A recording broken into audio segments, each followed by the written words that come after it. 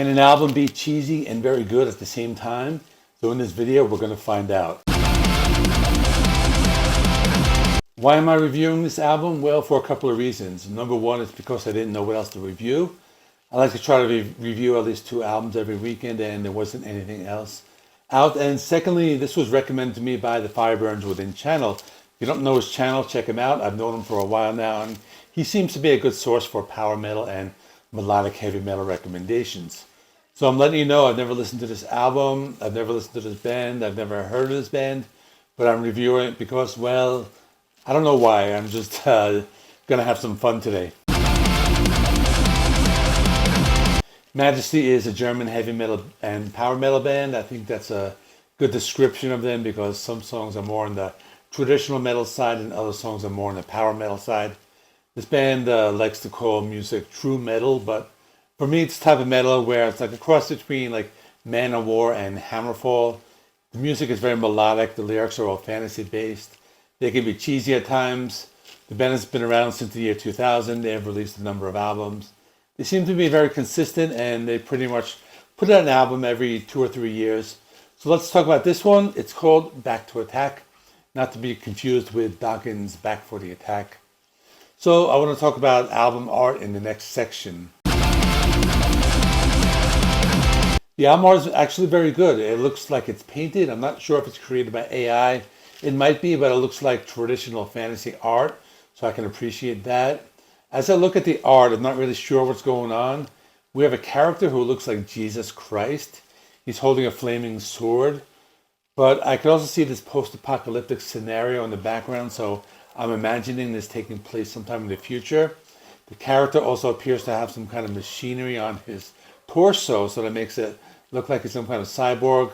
Also, let me comment on his 6-pack abs. This guy is probably doing about like 1,000 crunches a day.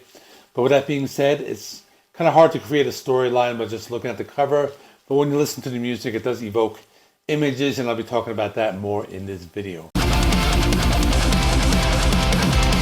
The first song is The Oath to Truth. It's a spoken word intro about warriors and fantasy stuff. It sets you up for what's to come. Back to Attack has a traditional heavy metal style. The song is a driving drum beat and silly fantasy lyrics about going into battle. The song is kind of cheesy. This is part of the song where they sing a cheesy battle hymn. It kind of sounds like something from like a Man of War song. Demon War is darker and heavier. The vocals are a little heavier and the chorus is very catchy. The song is pretty good. I like the transition from the upbeat and courageous first track to the darker song about demons. The second part of the song is more upbeat, but I actually like this song. Glorious Warriors is a traditional heavy metal song about standing on a mountain and getting ready to fight. The song is very catchy. The guitar riffs are very simple. They're not doing anything new. It's a fun song and the guitar solo is very good. Never Kneel starts right with the vocals. Have them singing about how they will never kneel down to their enemies. The lyrics about heroes and stuff. I like the guitar riffs, the choir singing in the background, and the solo was very good. Freedom Child is the next song. It seems like a natural continuation of the last song. It's a very upbeat metal song with some familiar lyrics like Metal Heart Bleeding. It's a very catchy song. The guitar tone sounds very good. The end of the song is a softer piano part that goes into the last verse, which is very catchy. Age of Glory is a heavier song with some thrashier guitar riffs, more of an epic tone. The song is still very catchy. It has a very big sound. You can imagine a bunch of warriors standing on a hilltop in celebration of winning a battle. There's a part of the song where they shift gears during the guitar solo. I thought that was a good touch. Saviors in the Dark is an epic song that starts with a typical vocal intro, but then it becomes more of a typical power metal song with a fast driving drum beat and melodic heavy metal riffs. The top of the song is similar to the last one. A song that evokes images of warriors getting ready to go into battle. The song or the guitar solo really shreds in this one. A Hero Storm brings back that dark and heavy sound. The intro evokes images of warriors in this long ship rowing a boat. I don't know if that's what the song is about, just that was the image that came to my mind. Also the title, A Hero Storm, it makes you think of warriors trying to battle a harsh storm over the high seas. The guitar solo in the song is very melodic. In the Silence is the first ballad on the album. This one sounds very good, it has some atmospheric sounds and melodic singing. The song is very melodic with some distorted guitars and lyrics about fighting. I like the use of the heavy and light sections and they balance it out very well. Our Time Has Come has some chugging guitar riffs in the intro, and the song that continues with the main theme of epicness and fantasy stuff.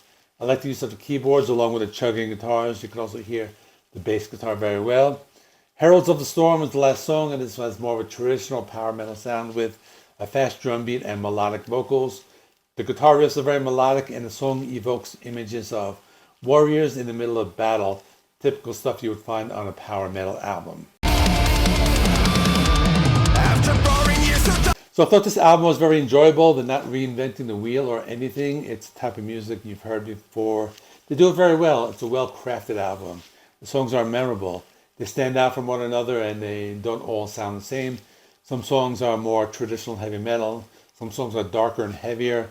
Other songs have more of that fast-paced drum work and power metal sound. So I think if you like those things, it's an album you can enjoy. Like I said before, I've never heard of this band before. Never listened to any of their albums. I'm actually just reviewing it on first listen. One of those rare cases where somebody recommends something and decide to go for it just to see what I think. I'll give this an 8 out of 10. I think it will appear in my top 10 end of the month. I still need to listen to some more albums and compile them. It's not going to come out for a few more days. I still need to do some more listening. But anyway, let me know what you think of the band. Let me know what you think of the album. Thanks for watching. Check out this video. I have links right here. See you in the next one.